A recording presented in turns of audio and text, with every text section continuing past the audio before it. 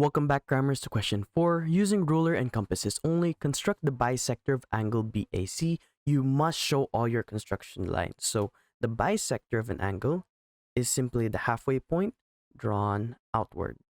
Now, using your protractor, simply measure the distance between A and C.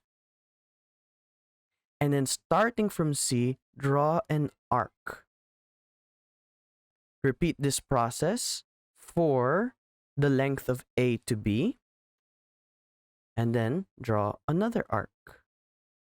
The point at which they intersect is the angle bisector, and note that when you use your ruler, simply draw from the origin a straight line all the way to the intersection. Now, it is important that you do not remove your construction lines because it is asked to be shown here. Thanks for watching. Cram, then scram.